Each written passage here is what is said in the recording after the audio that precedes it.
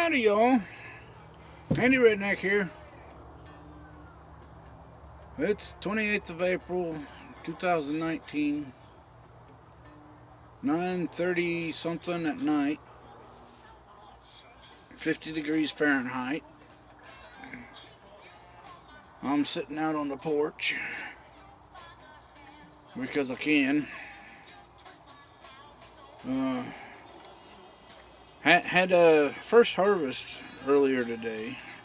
Not much about anything.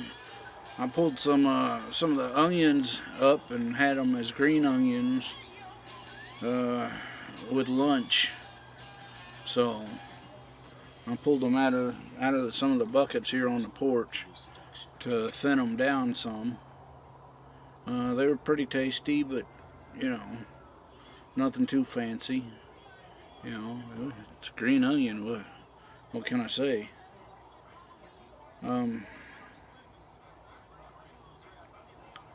Not much else going on. We just sitting around watching it grow. Give it water and food when it needs it, and wait. That's about all we can do. Hurry up and wait. Ain't nothing wrong with that, though.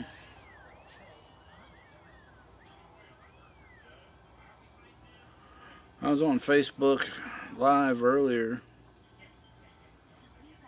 I need to work on getting some funding together and seeing about starting a botanical gardens.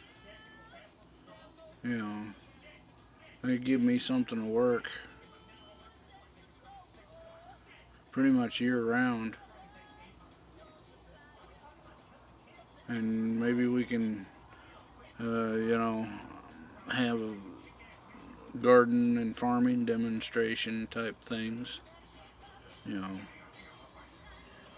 More gardening than farming, but we could actually have a small amount of farm plants. We could do a couple rows of wheat, couple rows of corn. Get into some of the more exotic semi-grains like quinoa and amaranth and whatnot. Maybe even some buckwheat.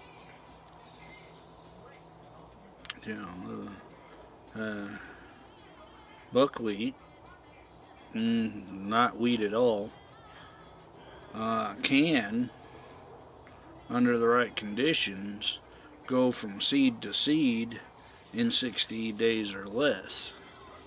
So, I think maybe that might be something we start looking into more and more, especially with more severe weather and severe freezes and severe droughts and severe flooding. That's actually going to take away a lot of crops like wheat and corn and barley, and a lot of those go the way of the dodo, especially on large scale farming. But if we can do something like buckwheat, that's a real quick crop, and we start doing more with it, well, maybe we're on to something there.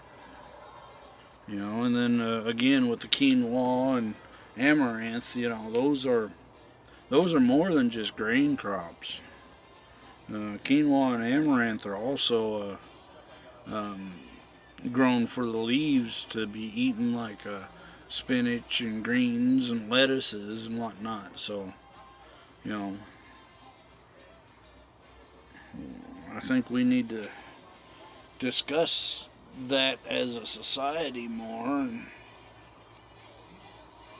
I want to do that, but I need a little more acreage, a little more space to get out and actually be able to plant larger amounts. You know, we owe it to the kids that are growing up these days to understand where food comes from. You know, we just recently got you know, we're getting 29, 30-year old people into Congress and into quote unquote leadership positions. And, you know, they don't understand farming and how crops grow and everything. So, you know, because so many of them are coming from city life these days because, well, the farmers are out farming and ain't got time for a lot of that political BS. But the farmers is the ones that are going to end up hurt by it. You know, we got people up there talking we need to get rid of farting cows. And that's going to greatly reduce the meat supply. So what happens when we get rid of the large livestock and people start eating smaller livestock like chickens and rabbits and whatnot? Well, that smaller livestock is the population is going to explode, so to speak, because in order to meet the demand of high quality protein, which meat has some different protein aspects to it that you can't get anywhere else. You know, you have to take a lot of different supplements and everything, and the more pills you take, the less healthy you are, even if it is a supplement, you know, a mineral or natural supplement. If you have to take one, that means you're unhealthy in the foods that you eat. So, you know, mankind was designed as an omnivore. If you look at our teeth, we got slicing and shredding teeth along with grinding teeth. So, you know, that's so we can eat plants and grains and meat and root vegetables and whatnot. But again, we need to start educating our children better when it comes to stuff like this. Hang on a second, y'all.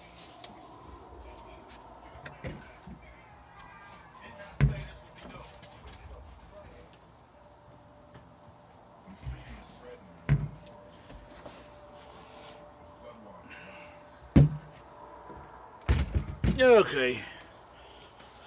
It finally got dark enough that I couldn't even see myself in the camera no more, so I'll go on rambling on a little bit about now. You know, once upon a time, back during and a little bit after World War I, there was these things called war gardens, because all the commercial farming that was happening was being used to feed the troops and everything, and everyone, the troops and the allies and the refugees and everything from the First World War. Well, after that, I came home and gardening was still gardening. And farming went on as farming. You know, there was not a lot changed between World War I and World War II, except you know, you could go to the local store and pick up some things, but you know, farming and gardening was just that, farming and gardening. Nothing too special about it, nothing too specialized about it. And then along comes World War II, And we had to re-educate a new generation on the importance of food and sustainability and uh,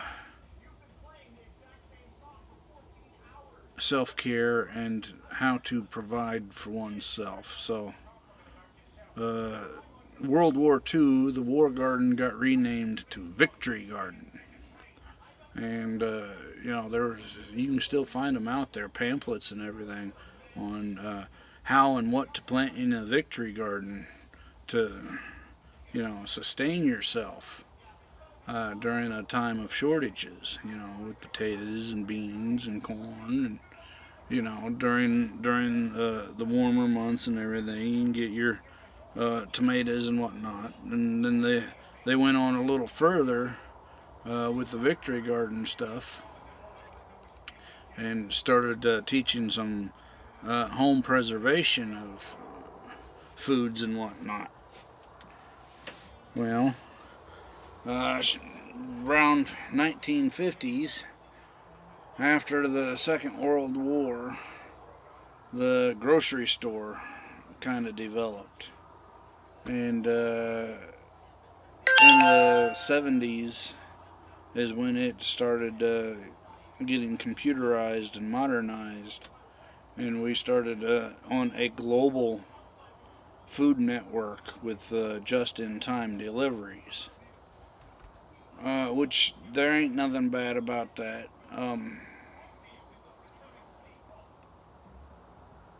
Ain't nothing truly good about it either, because we forgot where the food came from and what went into providing that food for us. So, we became cheap without knowing the real value of what we were consuming. Same goes for homemade blankets and stuff like that. People who crochet or Afghan, crochet or quilt or knit or quilt. Time and energy goes into making those things, and if you don't understand that, then you don't understand the value of that item, and it means nothing to you. So you'll go to Walmart or online and find a big factory made blanket that costs $10, whereas the knitted or crocheted or quilted blanket may cost $100 or more. But you got to factor in that someone sat there for hours and days, taking yarn and making it into something. And then if you look at some of the older skills with yarn, you've got spinning yarn into, or spinning fiber into yarn.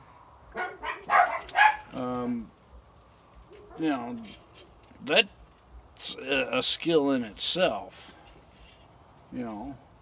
And once upon a time, whoever was staying in the house, back in the day it was the women, and I'm all for equality, so I don't care if you're a man or a woman now. If you want to stay at home, you stay at home and be a stay-at-home parent. But usually the stay-at-home parent would spend part of their time tending the garden, tending to the animals, and then spinning fiber, either shaved animal fur or linen fibers or cotton fibers or anything, and they would spin it into yarn, and then they would either weave or knit or crochet the yarn into a fabric, and from the fabric it came clothing and blankets and everything. We have lost way too many skills. And that's a horrible thing, because we have made progress with so much stuff that if we had people with the old skills and some of the new technology, there isn't anything we couldn't accomplish. But we don't have the skill set needed. And that's partly due to the way we're raising our kids right now. Is we're not raising them to actually be a benefit to themselves or the rest of society. You know, if you don't know how to do something, you're useless.